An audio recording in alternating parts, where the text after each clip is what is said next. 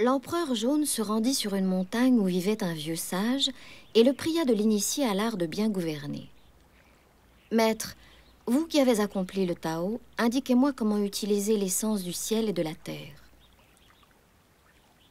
Le vieux sage répondit.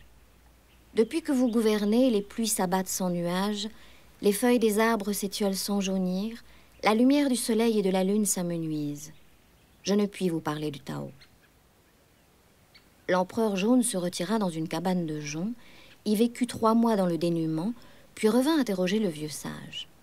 « Maître, vous qui détenez la voix suprême, j'aimerais être initié à l'art de gouverner mon corps afin de vivre éternellement. » Le vieux sage lui dit, « Sois calme, sois pur, n'accable pas ton corps, n'agite pas tes essences séminales et tu auras longue vie. Sois aveugle, sois sourd, laisse ton mental dans l'ignorance. Alors ton esprit veillera sur ton corps qui vivra éternellement. J'ai 1200 ans et ne suis pas décrépit. » L'empereur jaune s'inclina.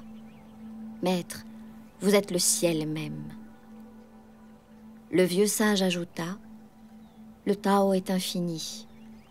Or, les hommes croient qu'il a une limite. Le Tao est insondable. Or, les hommes croient qu'il a un fond. »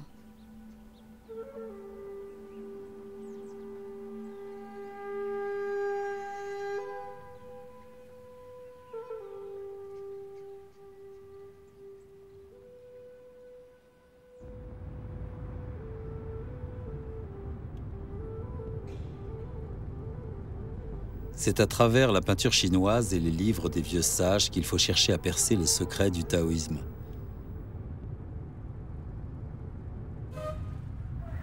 C'est en m'approchant du taoïsme que je voudrais saisir ce qui m'attire dans cet art. Le taoïsme est, dit-on, l'expression la plus ancienne de la pensée chinoise. Qu'en reste-t-il aujourd'hui en Chine ? À Pékin, les vertiges de la modernité laissent émerger de temps en temps les toits pentus d'un temple taoïste. Est-ce un musée, un vestige du passé ou l'indice d'un monde en reconstruction ?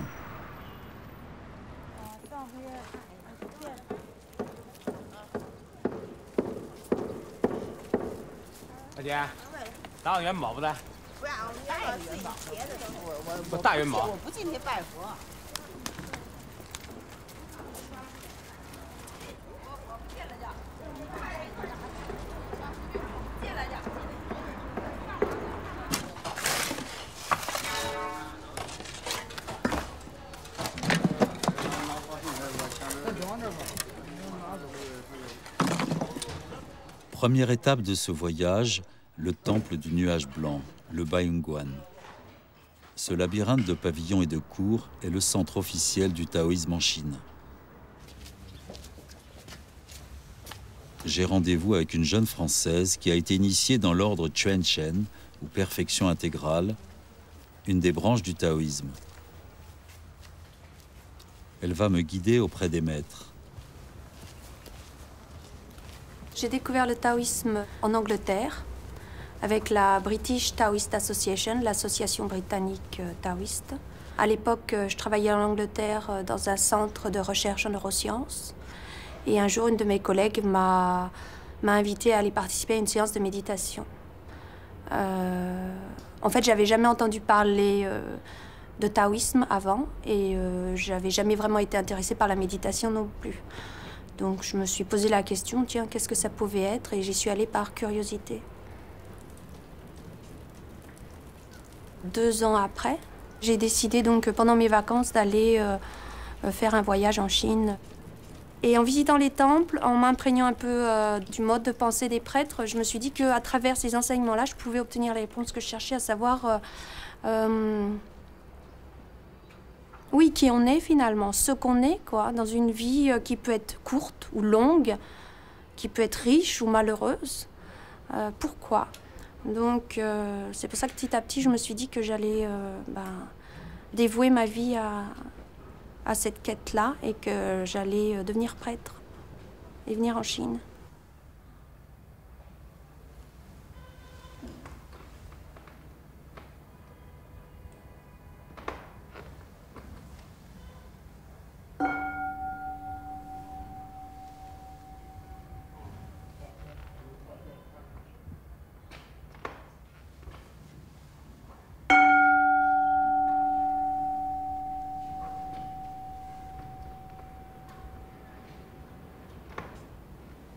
L'apprentissage du taoïsme, c'est pas par la parole en fait.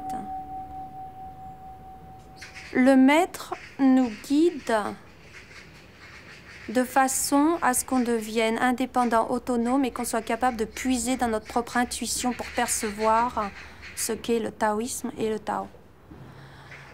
Donc la première phase, c'est d'abord, donc, comme on dit, avant de goûter du nouveau thé, il faut déjà vider l'ancienneté qu'il y a dans la tasse.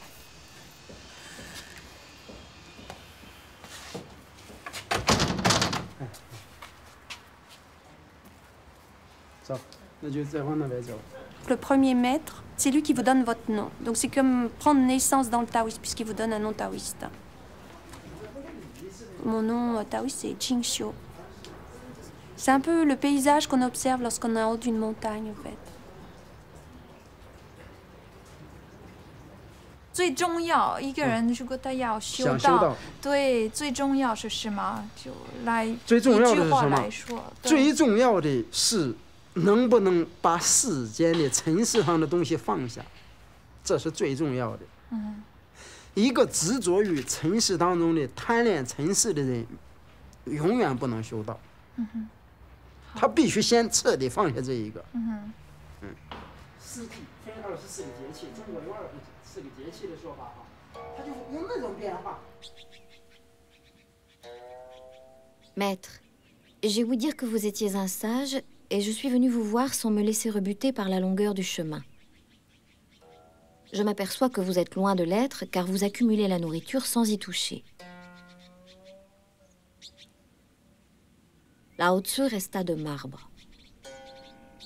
Le jour suivant, le disciple revint et dit « Hier, je vous ai critiqué. D'où vient que je ne ressens plus aucune animosité ?»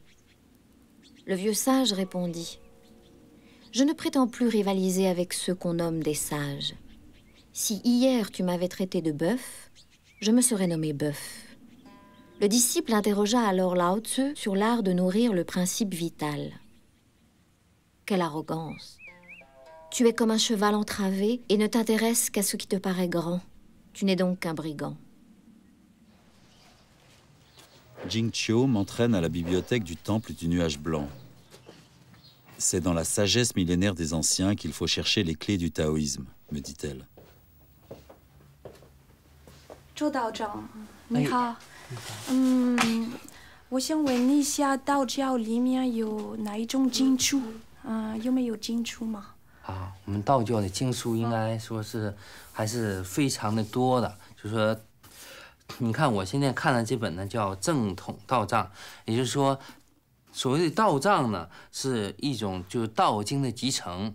中国的明朝中叶的时候，由皇家把天下所有的道书把它集合在一起来。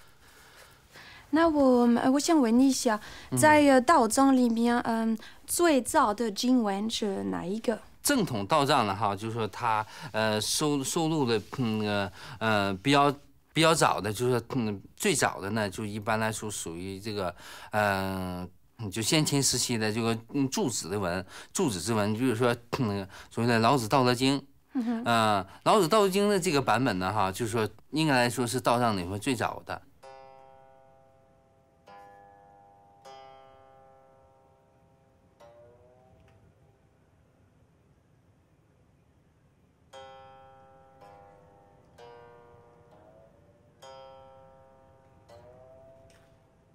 À l'origine, Lao Tse était le responsable de la bibliothèque du royaume des Zhou. Comme il voyait que la dynastie périclitait, que les rites se fragilisaient et que le royaume était en déclin, il pensa qu'il allait y avoir de grands bouleversements entraînant le chaos. Lao Tse décida alors de quitter la capitale des Zhou et chemina vers l'ouest, jusqu'à la passe Rangu. Là se trouvait le général Yinchi, gardien de la passe. Ce dernier vit des nuages pourpres s'élever à l'est, et il comprit qu'ils auguraient de l'arrivée d'un grand sage.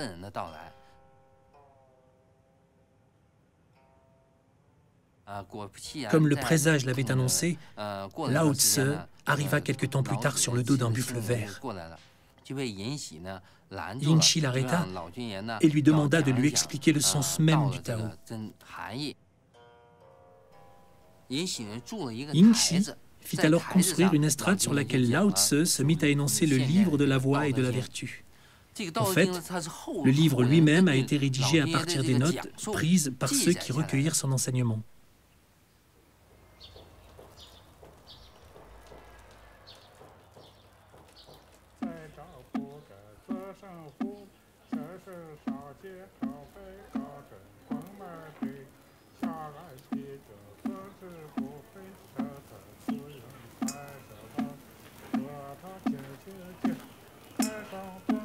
À 1000 km de Pékin, dans les monts Qinling, je suis accueilli au temple de Luguantai par le chant de l'office du matin.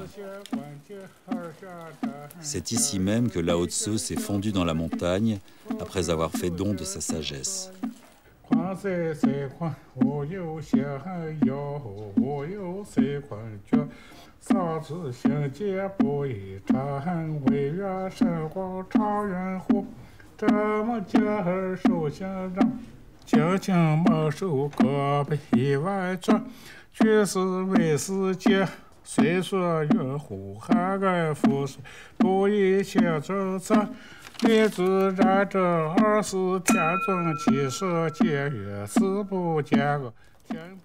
Dans le temple, je découvre des stèles où sont gravées les paroles énigmatiques du Tao Te Ching, le livre de la voie et de la vertu.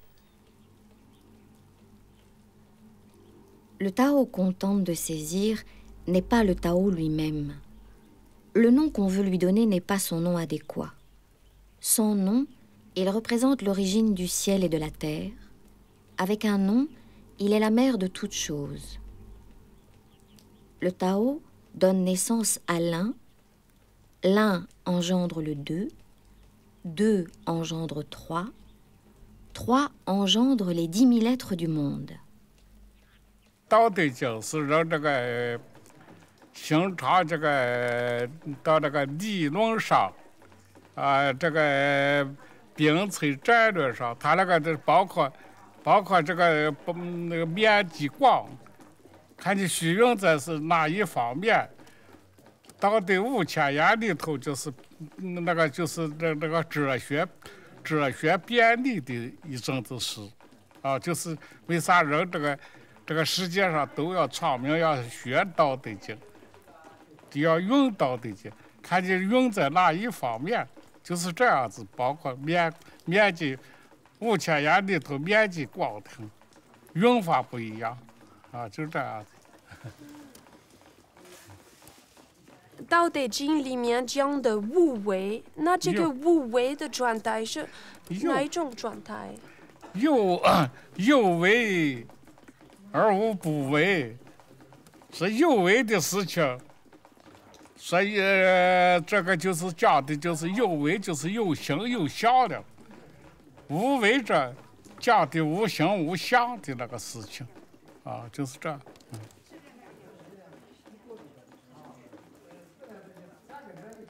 修道的人就是第一要这个道家的这个就是说第一要把那个心要练好，说心练不好，你命存不住。心跟宝藏的炉火烧生，就这个烧的，说就是练人这个修道的人就是说练的那个水一样，说任何事情都在任何事情云了，他不争，不烦，就这样子，这修道就要达到这个地步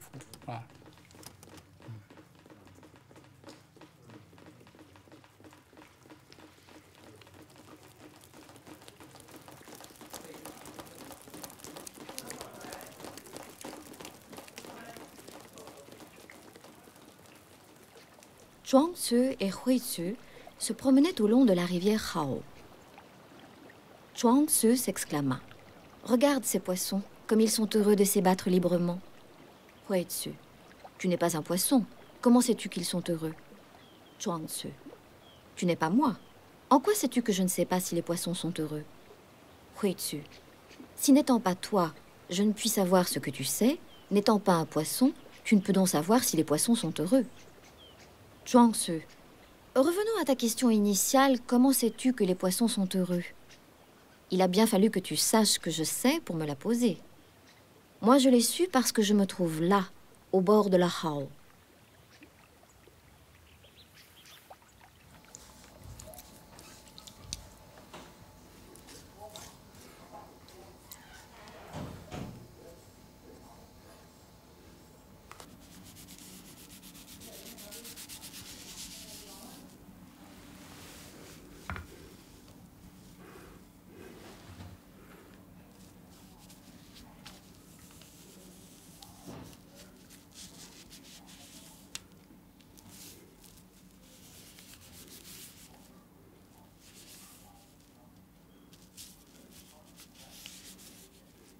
那是什么意思呢？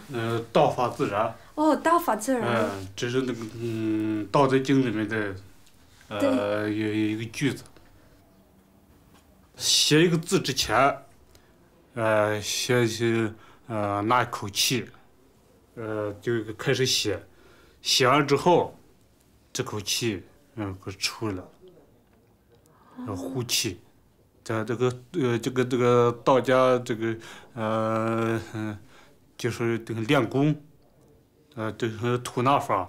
就是一种吐纳法，是不是？对，就是。所以也是一种养生方面。跟那个养生是很有密切联系的。哦。为什么说历朝历代写字画画的人都很长寿啊？就来源于此。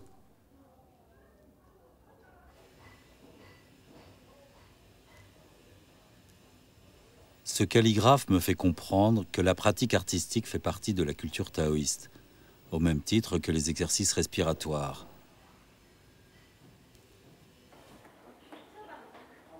Le corps et la circulation des énergies sont au cœur de la vision taoïste.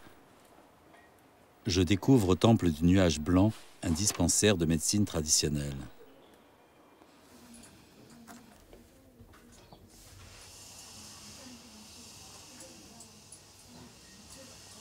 他平时胃好吗？以前年轻的时候就胃炎。是中间没胎，脾胃不好。是吧？腰酸不酸？腰啊不酸。阳虚，阳气虚，阳气升不上来，就是按西医上说法就是脑供血不足，中医就是阳气升不上来。脉比较沉细。 会扎的针灸，人头痛他就会扎针灸，效果比较好。所有疼痛性的疾病都会针灸会比较好。没事，那个就是一下，继续一下，一会儿稍微等一会儿哈。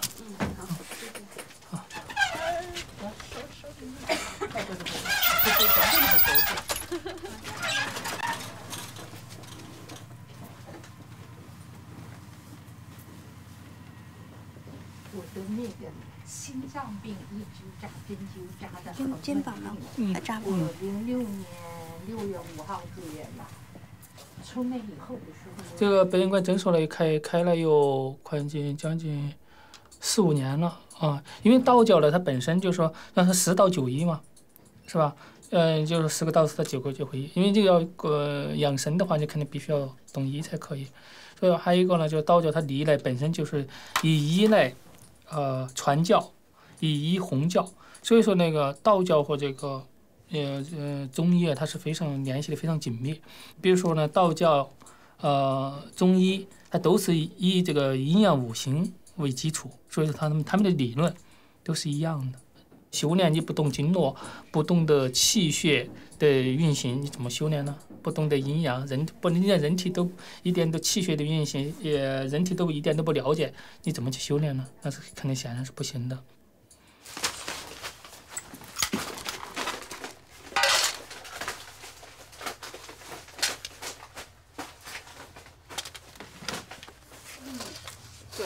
Les mots du médecin résonnent. La médecine chinoise régule le mouvement du yin et du yang, et ces plantes médicinales servent à en restaurer l'équilibre. Je demande à Jingxiu comment appréhender ce qu'est le qi pour les Chinois. Est-ce l'énergie interne du corps, le souffle vital? Comme un disciple suit son maître, je pars avec elle au centre de la Chine, dans le Shaanxi, la province où elle a été initiée au taoïsme.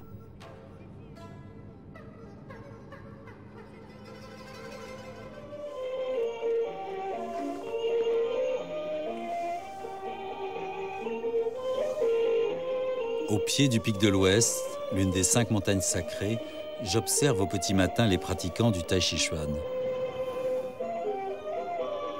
Cet art de combat à main nue a été inventé par les moines taoïstes en observant la lutte d'un serpent et d'une pie effrayée, me dit Jingxiu.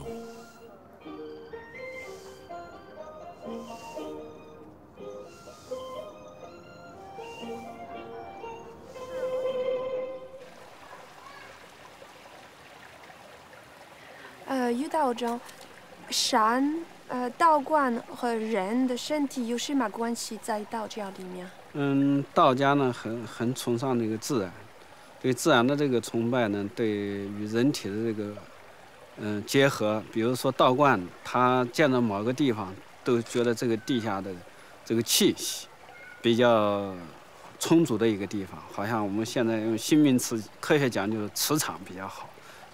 你比如像玉泉呀。我们那个山上的那个，从莲花峰山上，这个下来一股气，从地下里走下来一个很强的气，很强的磁场，走到我们这个地方。那么我们呢，就住在这个地方呢，接受那个天地自然之气和地下的地气呢，我们天地人三才就合一了。这一就是道，这样呢，就是对人体呢，它有一个那个强健的作用。可能我们不用。在这个比较好的地方，不用去吃药，不用，练气就可以养生了，就能身体能够非常强壮，就这样的很好。所以道教呢，道观呢，它祭祀的神和山，这样呢，它是融为一体的。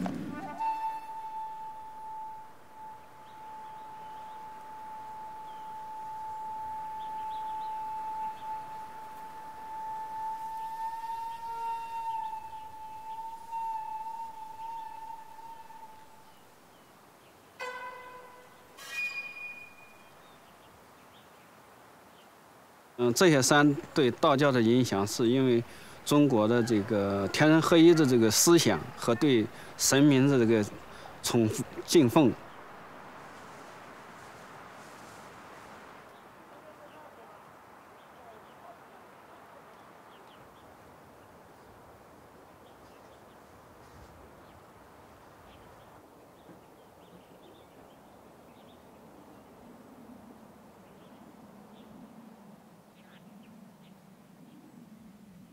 Ce lien sacré que l'homme scelle avec la montagne, je le retrouve dans la peinture de paysage. Ce qui m'émeut dans ses œuvres, c'est cette fusion de l'homme avec la nature qui exprime ce qui reste de beauté, de calme et d'harmonie dans l'univers. Pour un taoïste, j'ai l'impression que le monde n'est pas divisé en catégories indépendantes, mais que tous les éléments qui le composent sont les parties mouvantes d'un grand ensemble. N'est-ce pas ce qu'exprime l'entrelac mystérieux du yin et du yang? Regarde ce diagramme. C'est Chen Tuan qui l'a créé dans les temps anciens. On l'appelle la carte du Taiji. Elle représente l'univers. Elle est constituée de 3 lignes qui forment des hélices. Il suffit de suivre le mouvement de ces 3 hélices pour comprendre l'origine de toute matière dans l'univers. Tout l'univers provient de ces 3 hélices. Il y a la ligne yin et la ligne yang, et encore la ligne yin-yang qui constituent ensemble l'origine de la matière. Tu comprends, n'est-ce pas? Le temps s'est formé ainsi. Le temps en mouvement a ensuite produit la matière. Le yin et le yang sont de la matière et c'est au moment de leur différenciation que s'est créé le monde. Pour illustrer cette idée, regardez le schéma de ce cube avec ses éléments reliés entre eux. À chaque angle est représenté un cercle afin de pouvoir y ajouter des signes à l'intérieur. Vous voyez tous, c'est un cube, n'est-ce pas? Donc voilà, 4 cercles à l'avant, 4 à l'arrière, 4 à gauche, 4 à droite. C'est un savoir des temps anciens. Autrefois, on posait tout en termes de contraire. Un trait, en ligne continue, et 2 petits traits. Le premier représente le yang, ce tableau n'est pas bien, mais ce n'est pas grave, et le second représente le yin. Alors comment est représenté l'espace? Selon l'école taoïste, on le représente ainsi. On différencie le haut et le bas. Les 4 angles du haut sont yang. Il faut les dessiner, ici. Et puis en bas, les 4 du bas, on les trace comme ça. Il faut bien les ajuster. Autrefois, la gauche était considérée comme yang. Vous ajoutez ces 4 lignes yang.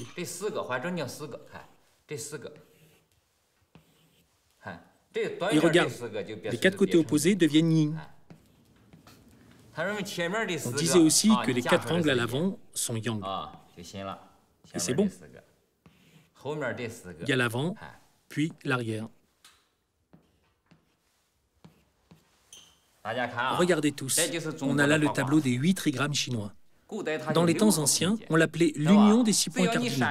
Si vous mettez en correspondance haut, bas, gauche, droite, avant, arrière, vous faites apparaître les 8 trigrammes. Les 8 trigrammes figurent l'espace. Quelle est l'origine de l'espace dans lequel nous vivons? C'est ça. Regardez, en quelque sorte, l'espace a une forme graphique. Qu'est-ce que c'est? Une des composantes de la matière de l'univers s'appelle yang. L'autre, appelé yin, est aussi de la matière. Ils représentent tous les deux de la matière. C'est le mouvement d'aller-retour de ces deux matières qui composent l'univers. Allez donc montrer aux Occidentaux, vous verrez si c'est pas scientifique.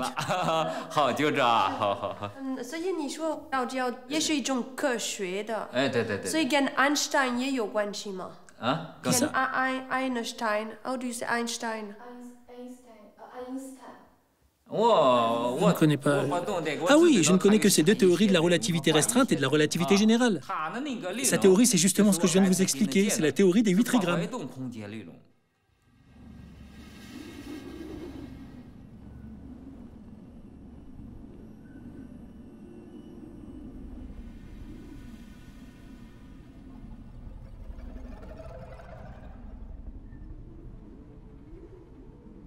Ce brûle-parfum en bronze du 1er siècle, outil de communication avec le divin, me raconte un monde conçu comme un organisme vivant où l'énergie du yin et du yang relie la terre, le ciel et l'homme. Le yin et le yang se transformèrent et formèrent les 5 agents qu'on appelle aussi les 5 souffles.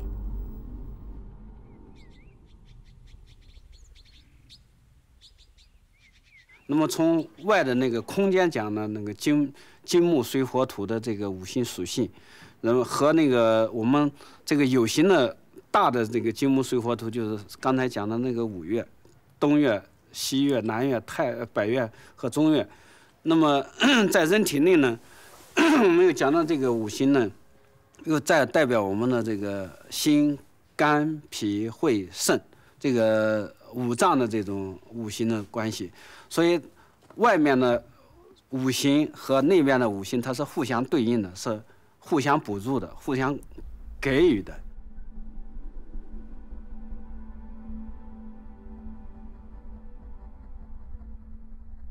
从哪里来到哪里去，我们还回归到我们，就是我们的回归了，就是人生的一个彼岸到了一个彼岸，回归到我们原来的这个始点，不是终点，要始点，开始那一点上。就回归到大自然当中去了，就是这样。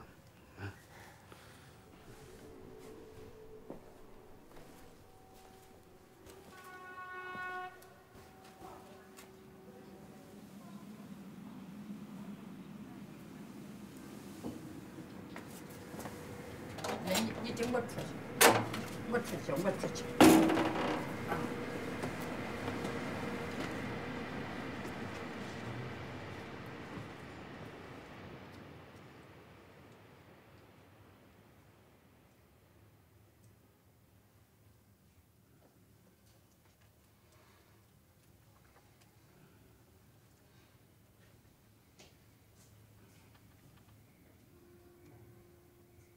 看到我看到大笑，对，看到了。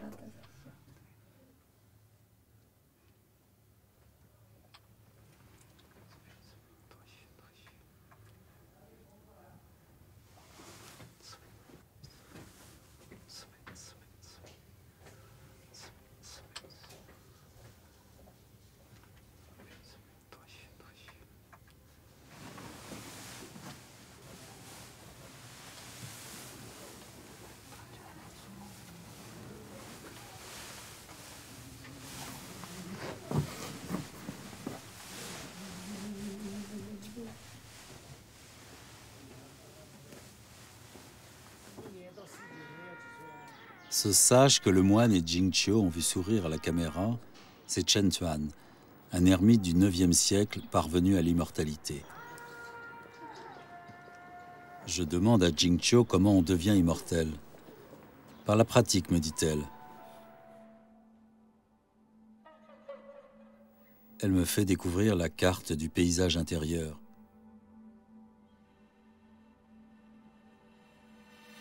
Les maîtres taoïstes s'en servent pour enseigner à leurs disciples la méditation, l'alchimie intérieure. Cette géographie sacrée est le chemin à parcourir dans son corps pour devenir immortel.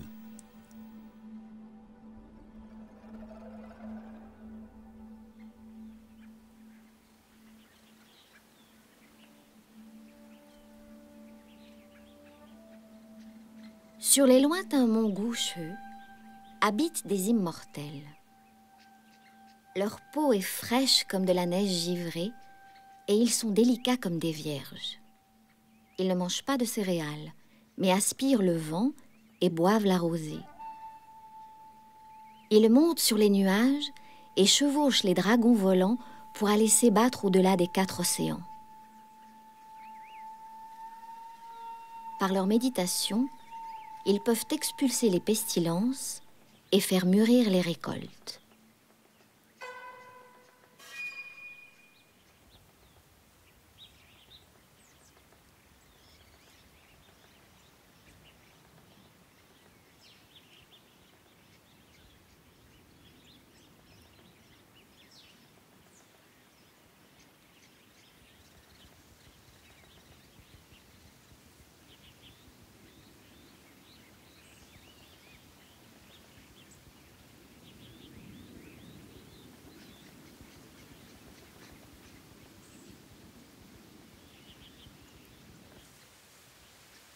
Je voulais rencontrer un de ces ermites qui vivent hors du temps et poussent leur ascèse jusqu'à pratiquer, paraît-il, le sommeil sans dormir.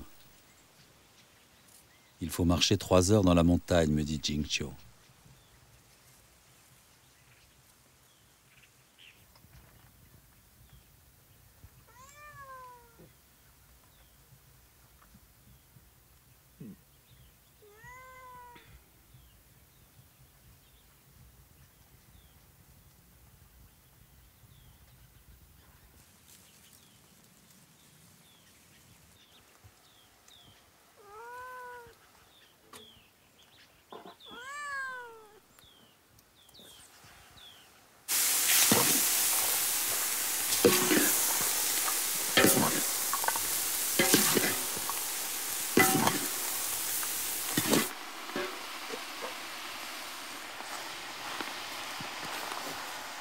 那这些栽的冬天的时候就没法种吗？是不是？就不冬天就不种了。对，不种了。我那有些青菜就盖住了，雪一化就露出来，能吃。还能吃吗？能吃。能吃。不多呀。不多啊。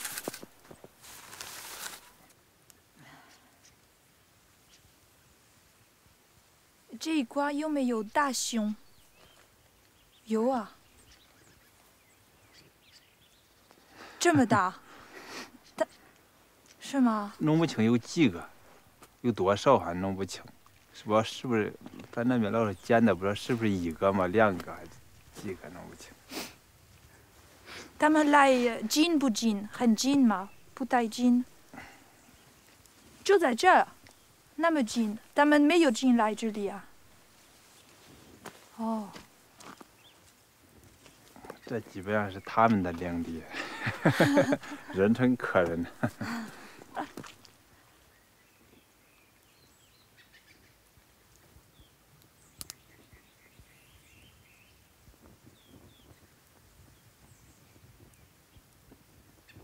侯道长，你住在这个山上几年了？1年、2年、3年？4年了。哦，4年了，已经4年了，好不容易呀。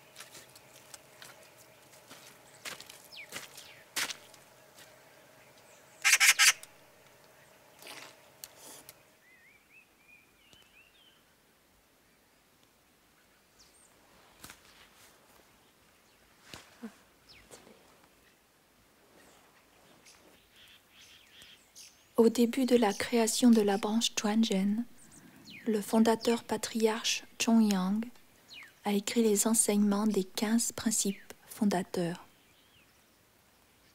Les ermitages sont les lieux à partir desquels l'ensemble des grands maîtres de toutes les générations ont pu assurer la pérennité et la pratique du Dao.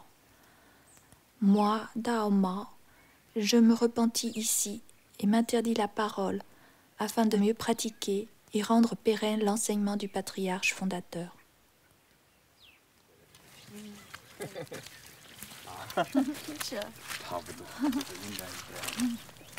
不用送我们吧，你好好休息吧。这个。行，把这地慢慢收拾一下，整平了。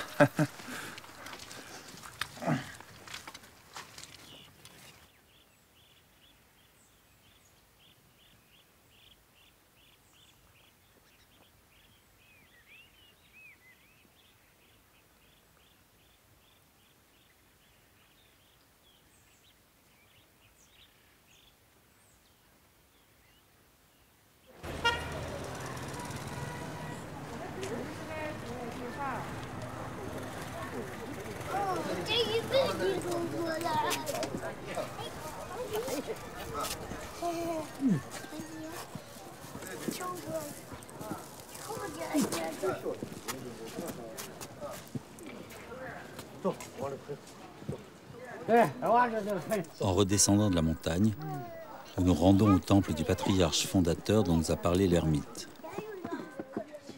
J'apprends que ce temple a été détruit pendant la révolution culturelle. Les ossements du patriarche ont été récemment retrouvés et le temple restauré.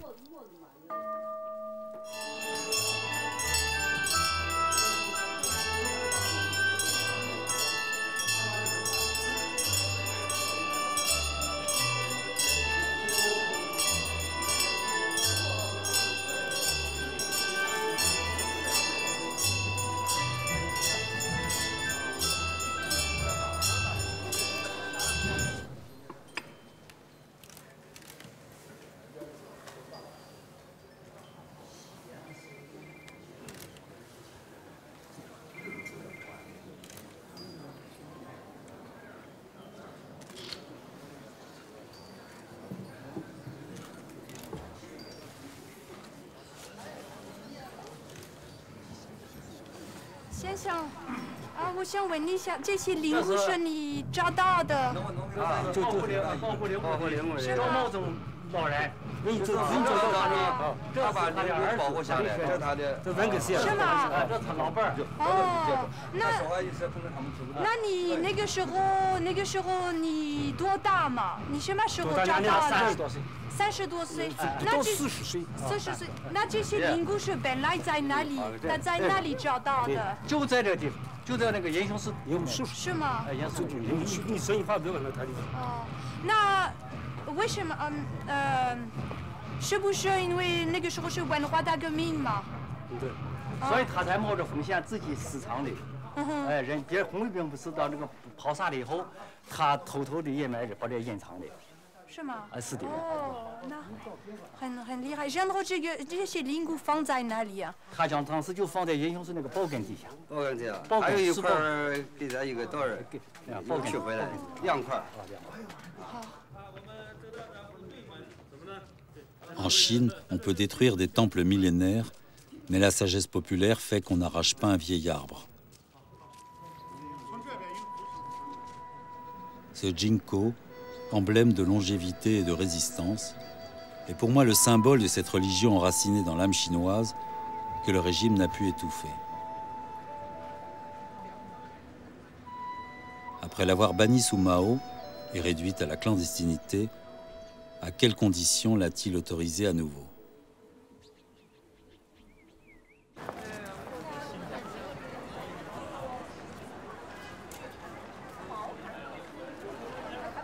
À 800 km de là, je m'immerge dans le versant officiel du taoïsme. La responsable du temple principal de la ville de Wuhan va être intronisée Fanzhang, une très haute distinction spirituelle.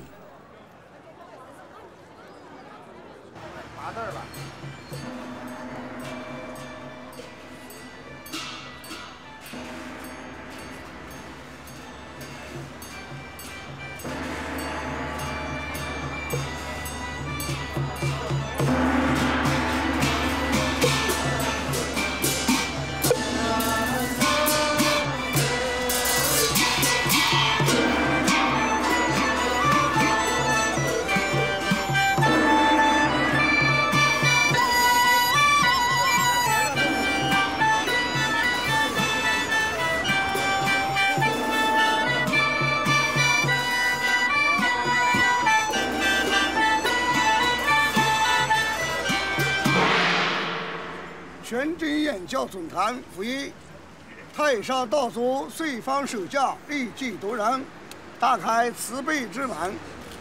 吴承恩大士高登方丈，引渡为经，开示玄妙。俺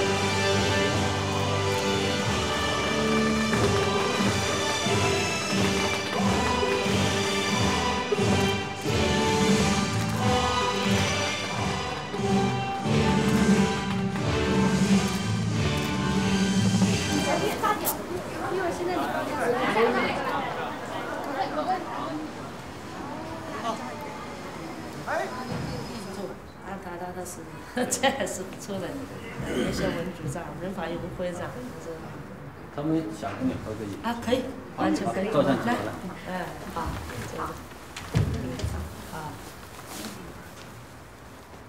道教呢，它是有的说，这个它是用我的生命去炼精化气，炼气化神，炼神还虚，虚如火道。他上的精神内守，神日契合，身心相依，时时不忘这个，不忘什么？不忘这个，都是有这个用西方的哲学的精神，用西方的那个来说的话，科学的精神，它是有理性的，它是通过我的这个人的个体的生命去实践修成很多历史上手不胜手，很多神仙家都是人修成的。人生道教它虽然说是这个长生久世，是吧？它长生不是说你肉体你能活1200岁，那也有，我们的那个彭祖有活几百年，但是道教说《道德经》里面说死而不亡者寿，要多跟人的文化、文明、社会的公益多做有益于社会的事情。他们呢想了解一下明天的活动，是有什么意义还是什么意思？明天早上7点30分，按中国的那个，明天是黄道吉儿、甲子儿，是很好的黄道吉儿。这个7点半、7点30分，王母殿开光。王母殿供奉的都是女神，西王母就是玄母娘娘，地母娘娘。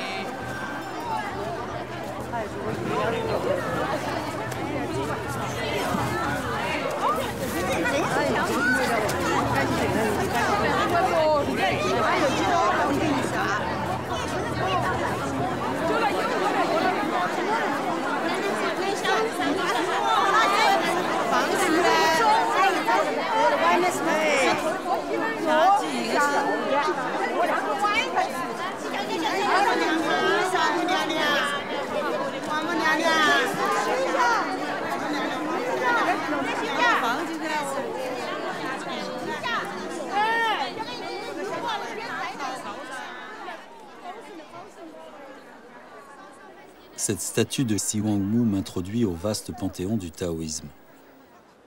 La légende a fait de cette déesse, adulée et puissante, la figure tutélaire de ceux qui cherchent à s'approcher du Tao et à s'ouvrir la voie de l'immortalité.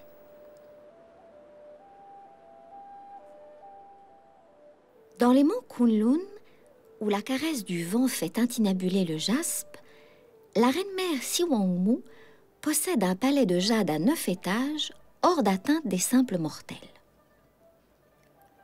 Sur l'une des terrasses de jade, la dame avait fait dresser une desserte pour régaler les 8 immortels.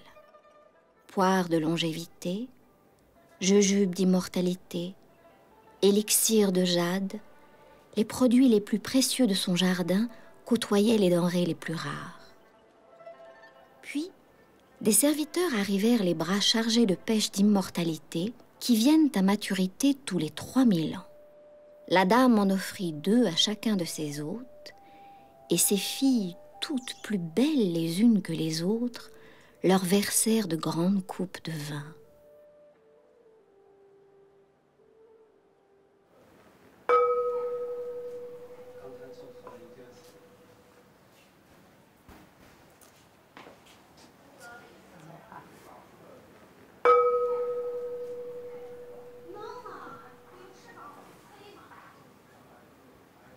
Les prêtres taoïstes développent en eux un espace dans lequel le Tao peut venir s'installer, ou une partie du Tao. Les gens du peuple, eux, n'ont pas forcément accès à cet enseignement. Leur pratique à eux, c'est d'aller prier et d'aller demander l'aide des dieux.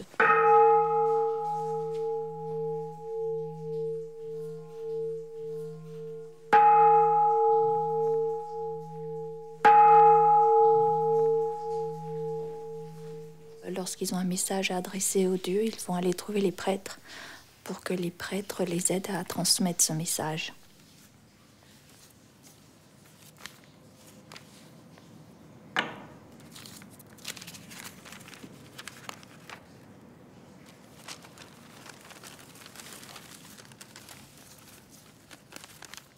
Quelque part, le prêtre, si on peut dire, joue le rôle du facteur. C'est réellement lui qui va aller porter la requête au Dieu.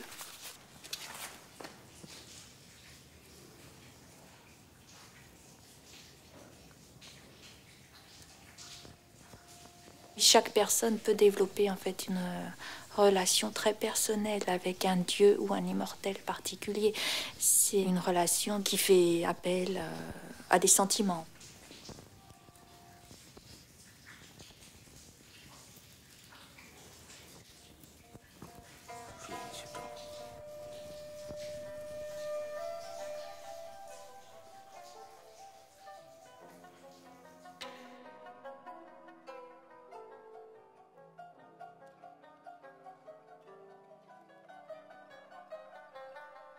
Dans le canon taoïste, il y a tout un descriptif de la hiérarchie qui s'applique aux dieux. Donc chaque dieu a une fonction, un rôle, un poste à tenir. Et chaque dieu a un responsable au-dessus de lui et des subordonnés en dessous de lui.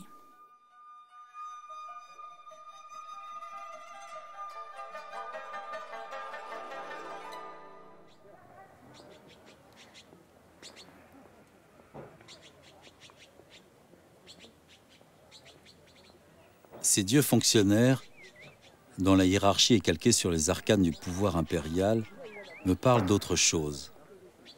De ces liens complexes entre le taoïsme des prêtres et la religion populaire qui semble avoir amalgamé beaucoup de croyances et de légendes.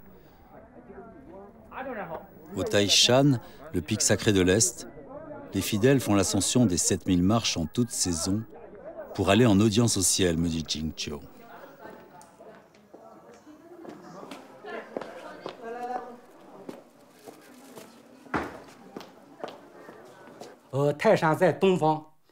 Le pic du Taishan est à l'est et représente le printemps dans l'origine des 10 000 lettres. Dans le Yiking, il est dit que l'empereur apparaît à l'est. Dans le passé, chaque nouvel empereur venait jusqu'ici informer le ciel et la terre de l'avènement de son règne, en leur faisant part de ses mérites et en leur offrant des sacrifices. Ainsi, la légende veut que le dieu du pic de l'Est ait été nommé roi des enfers par le dieu d'en haut, afin de régir le destin des hommes, de contrôler le monde des enfers et de communiquer avec les immortels dans le ciel. C'est pourquoi le pic du Taishan est désigné comme la première des montagnes sacrées.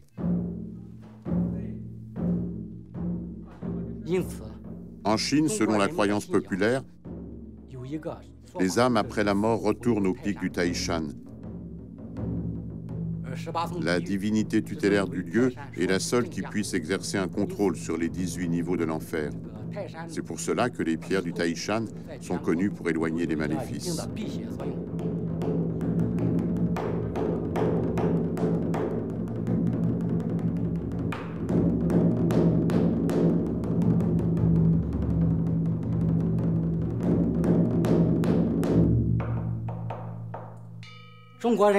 La particularité de la foi des Chinois, en plus de la vénération du ciel et de la terre, c'est qu'ils n'ont pas un dieu principal. Dans le taoïsme, les monts, les arbres, chaque brin d'herbe, tous peuvent être sujets de la vénération des hommes.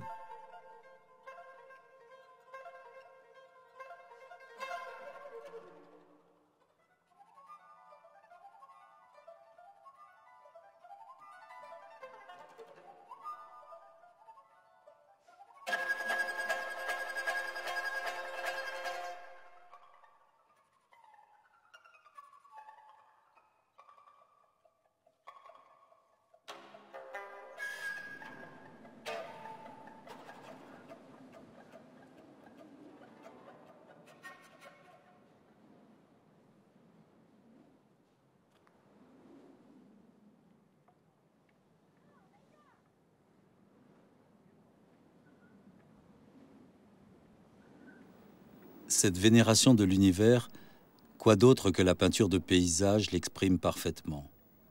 En Chine, l'art et la vie ne font qu'un. En quittant Qingqiu sur le Taishan, je voudrais me fondre dans la nature, comme ce peintre d'autrefois qui disparut dans la brume d'un paysage qu'il venait de peindre.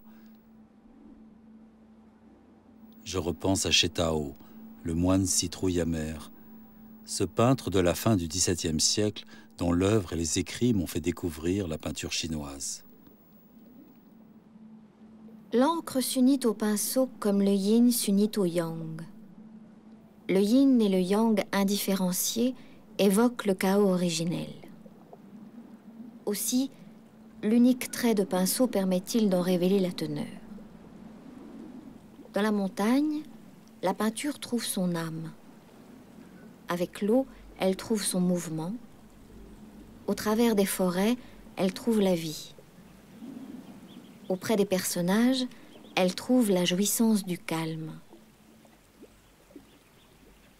Dans l'océan d'encre, l'esprit immédiatement se recueille. À la pointe du pinceau, la vie jaillit comme l'eau d'une brèche. À la surface de la peinture s'opère l'alchimie. Au cœur du chaos irradie la lumière.